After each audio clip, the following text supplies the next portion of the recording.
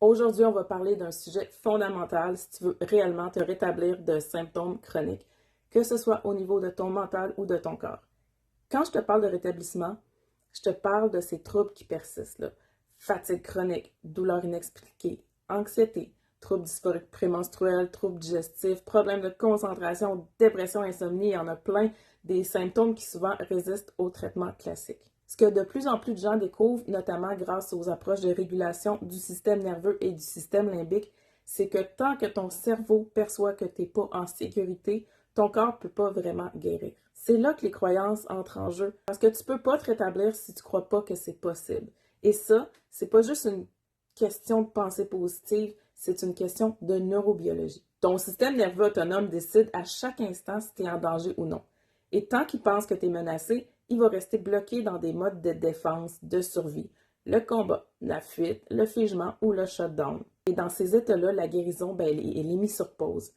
À l'inverse, si ton système perçoit que tu es en sécurité, il peut enclencher des processus de réparation qui tendent vers le rétablissement.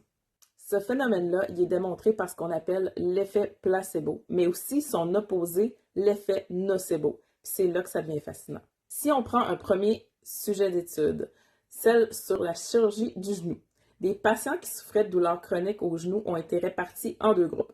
Le premier a reçu une vraie chirurgie, le second a subi une opération factice. Donc, on a fait une incision, puis on a refermé, même si on n'a rien réparé à l'intérieur.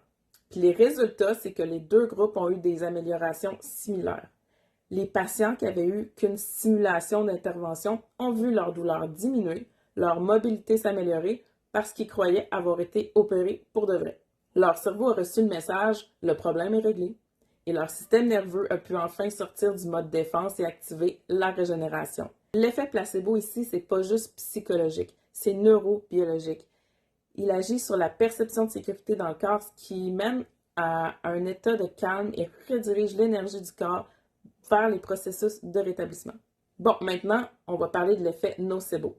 Un exemple frappant de ça, c'est qu'il y a des patients qui pensaient recevoir un traitement de chimiothérapie, mais en réalité, on leur administrait une simple solution saline. Pourtant, il y en a certains qui ont développé des effets secondaires typiques de la chimiothérapie. Nausées, fatigue et même la perte de cheveux. Rien de chimique leur avait été administré, juste une croyance. Leur cerveau pensait que quelque chose de toxique entrait dans leur corps et le corps a réagi en conséquence. C'est l'effet nocebo. Encore une fois, c'est pas de la pensée magique. C'est la façon dont le cerveau pilote la physiologie en fonction de ce qu'il croit être vrai. Ça nous amène à un autre exemple encore plus surprenant. Il y a des chercheurs qui ont étudié ce qui se passe quand des gens imaginent contracter leurs muscles sans bouger pour de vrai, juste par la visualisation. Ben, le résultat, ça a été une augmentation de leur force musculaire d'environ 13,5% simplement en imaginant l'action contre 30% pour ceux qui ont fait l'exercice en vrai.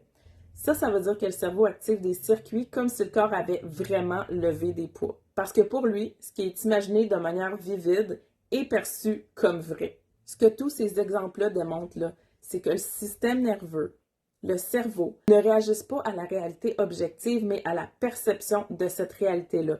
Ta perception, elle est influencée par ce que tu crois, par ton environnement, par les messages que tu reçois de ton entourage, par les images que tu te fais dans ta tête, donc par tes croyances aussi. Donc, si tu penses que ton corps est brisé, que tu ne peux pas guérir, que tu as tout essayé, ben ton système nerveux reçoit ce signal-là comme une menace permanente, puis il se bloque, il se fige dans un état de survie, il met la régénération en pause, mais si tu commences à lui envoyer un autre signal, celui de la sécurité, de la possibilité, de la confiance, ben là, tu ouvres la porte à des processus de guérison naturelle.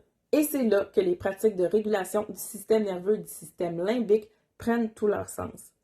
Pratiques somatiques, respiration, mouvement doux, exposition graduelle à la sécurité, utilisation de l'imagination à des fins positives, ben tout ça, c'est des outils pour reprogrammer ton système, pour l'aider à sortir de la boucle de stress pour qu'il puisse activer ses capacités innées de réparation. Donc, si tu veux te rétablir, il faut que tu y crois. Pas en mode naïf ou déconnecté de la réalité, là, mais en comprenant que croire, c'est envoyer un message de sécurité à ton corps et que sans sécurité, il n'y a pas de réparation. Tu peux reprogrammer ta physiologie en changeant ce que tu fais ressentir à ton système nerveux. C'est pas magique, c'est neurobiologique et c'est entre tes mains. Si tu veux en savoir plus, passe en bas dans la description. Il y a un lien pour découvrir un outil gratuit qui est une introduction à la régulation du système nerveux, en plus de contenir un quiz pour t'aider à découvrir le profil prédominant de ton système nerveux et recevoir 2 pratiques par profil. À la prochaine!